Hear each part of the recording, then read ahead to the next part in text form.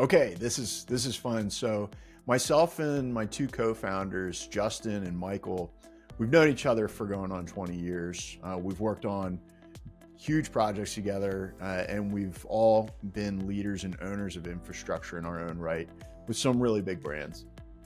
About back in 2018, we actually looked at all of the work that was being done in the cloud, in data centers, and we noticed that there was a major bottleneck seated within all infrastructures in large compute infrastructures. So at that time in 2018, we went to our bosses in the respective companies that we were working at, and those bosses had all shared, hey, look, computing's cheap, don't worry about that, right? And we had stated, hey, but we have a really great idea for solving this. But again, they were saying computing's cheap. We don't care about solving that. So fast forward to last year when we founded the company, we stated, hey, now's the right time for this technology, because with the advent of AI, cloud computing now processes workloads that are 100 times the size that they were back in 2018. So that's why we built TAHO, was to remove those bottlenecks in the computing stack. And what we share with everybody is TAHO is an infrastructure software, but it's a special infrastructure software. We state that it's the first cloud performance layer in computing infrastructures. And it truly is. We're removing a lot of the older challenges that everybody sees within Kubernetes, Slurm, all of the other middleware products and orchestration products that are out there. And we execute those workloads 30 times faster than anything else is capable of on the market today. And with that speed comes efficiencies from a spend perspective, because everybody spends or consumes computing in the cloud on a per hour basis. So they're paying for the time they're using it. So when we speed up the execution of all of those jobs in computing, we're actually reducing the cost significantly, orders of magnitude, to where our customers only pay roughly they get a savings of like 90%. They're paying 1/10 of what they normally would pay in those big cloud computing infrastructures. That's why we built TAHO. We just started selling it about a month ago, and we've already started securing some customers and delivering them some big value.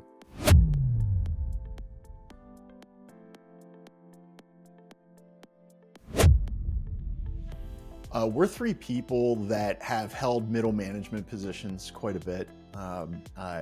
And what we feel as though we wanted to run an organization where people feel inspired, heavily empowered to execute the work that they're great at, right? So one of the things that we love doing at TAHO is we drive decisions to the people closest to the work.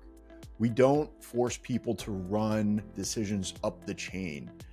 So that someone farther away from the work is in a control position and dictating as to how people move forward in the best interest of the company. What we do is, instead of driving those decisions up, and if you think about our normal work structure, you're usually looking at like a pyramid. There's a smaller group at the top than there is with the folks that are close to the work. What we do instead, because, well, if you think about that pyramid, as you're driving decisions up, less decisions get made because there's just not enough surface area, and the distance between the work being done and the person making this decision is far greater. So they're less informed and they have less bandwidth to even think about it.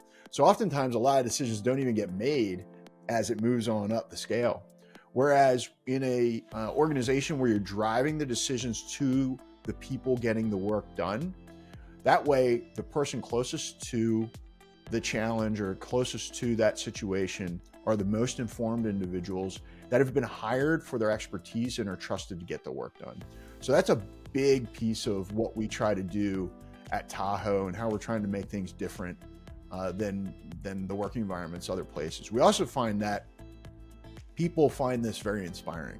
People like the freedom and the empowerment to make good decisions. There are decisions that still need to come to us, and we try to limit those, and they're usually big spend decisions, right? But if we build a realm where people can make decisions on their own, build thresholds of spend that they can just exercise on their own, then all of a sudden we find that we get way more value out of people. They lean into problems, they self-solve problems much quicker. And at the end of the day, they're the right ones to make the decision. That's why they're on the team, right? So that empowerment's a big part of working at TAHO.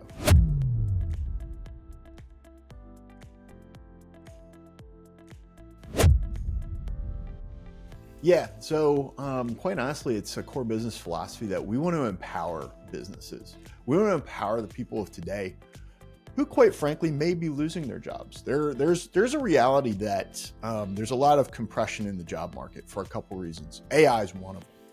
Another reason is a lot of people are staying in the workforce a lot longer than they used to. So that attrition rate at the top levels of the job market, those folks are hanging around a lot longer. They're well into their 60s, sometimes even into their 70s, that they're hanging around in those jobs. And that creates a pressure down down the line when you think about the normal attrition rate at the top and people progressing up throughout their careers. Because if people aren't progressing up, because those people are still occupying those top jobs, it doesn't create those new avenues to come in.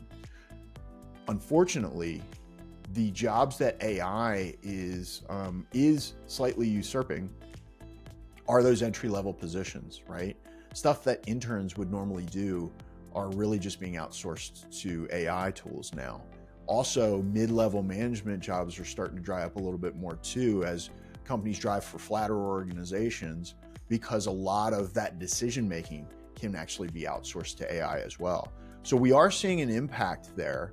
People that can use AI really well, right, can start outputting more. I do think that companies can recalibrate now, and people can recalibrate to output more in their jobs, drive up the expectations. Like, rather than trying to drive the jobs out of the market via AI, let's just take, instead of turning a 500 person company and turning it into a 200 person company that outputs at 500, let's flip that around and let's take that 500 person company and have it output like a 5,000 person company.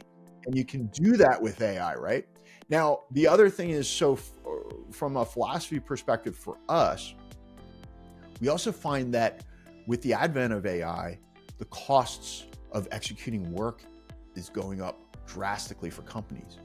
We see some companies, Andreessen Horowitz just released last month a great article and where they interviewed 100 CIOs.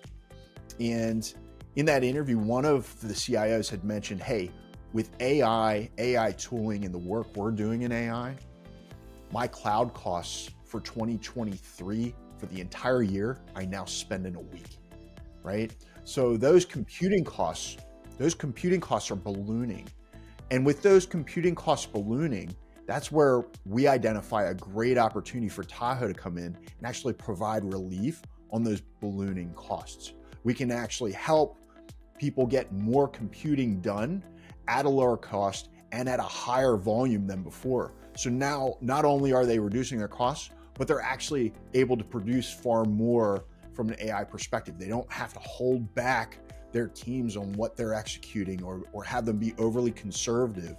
They can actually really, with our product in place, with TAHO's product in place in those computing environments, you can really accelerate beyond the capabilities of all of your competition. Now, the reason that we highlight this, and the reason I bring it up relative to AI and AI attacking jobs, there's a reality that there's a lot of folks that are out of work today.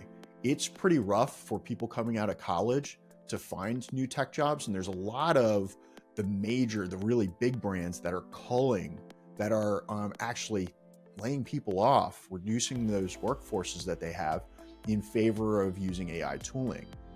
Now, those individuals, it's our thought that those individuals are highly talented, highly skilled, highly knowledgeable people that have never had the means or the opportunity before to start their own thing. And when you leverage a product like TAHO, those individuals now have access.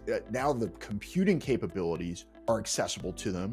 The tooling capabilities for them to be able to output more than they've ever output before in their life are all now a reality with both AI and then leveraging TAHO on that infrastructure layer. So now it's actually affordable, and the level of productivity is there as well. So those individuals who now find themselves out of work can actually flex into the marketplace as their own startup or their own small business. There's a better opportunity now for small businesses than there's ever been before, because people now have the ability to output far more leveraging AI tools. And now with TAHO, they have the access to the computing capabilities that before just weren't even capable with their previous budgets, right? Now they can take a shot, and we want to give all those little guys a shot out there.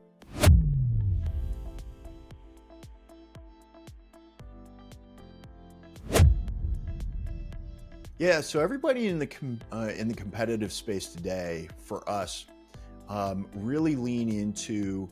A lot of them say that they're trying to build efficiencies into cloud computing, and when they lean into those efficiencies, they're removing idle time from the existing infrastructures. Some of them are tooling that just help you to identify that idle time. Others are actually tools that live within those infrastructures themselves. Like Azure has a tool now that can help you to identify idle time within the fleet. Idle time being time that those portions of your cloud fleet are running and you're paying for, but they're not doing anything. So is that a type of efficiency? Yes. But the truth is that it's just utilization, right? And all of the competitors in this space today help you drive high degrees of utilization, increase the utilization of your fleet. TAHO is drastically different than that. TAHO actually builds efficiencies into workflows. We get the work done in a completely different way. When you're monitoring utilization, you may think that you're getting more efficient, and you may even think that you are optimized and completely efficient when you're at near 100% utilization. But that's a misnomer, because with TAHO, what's happening is the work that's being done is more efficient. Just because you're doing more of the same work, that work could just be busy work, lost work, or work that's just inefficient, but you're just doing more of it. Whereas when you're leveraging TAHO, we're removing the bottlenecks, removing the true inefficiencies, and you're getting truly efficient work. That's where the high performance layer comes from. And that's where you get real gains in using our product, and a huge differentiation between our product and the balance of products. We have a great test that we showcase right now where we run a single inference, a single prompt into AI, leveraging just PyTorch and Flask in a single GPU. And when we run it, it takes 24 seconds. Then when we run it leveraging our product, removing PyTorch and Flask and just using TAHO, it takes 800 milliseconds. It's the exact same work being done, right? It gets to the exact same result. However, it's far quicker when you use our product. In both cases, it shows near 100% utilization of the GPU. So the GPU is working really hard, or as hard as it almost possibly can. However, when you use the other products, it's going to take you roughly 24 seconds in order to do it in that scenario.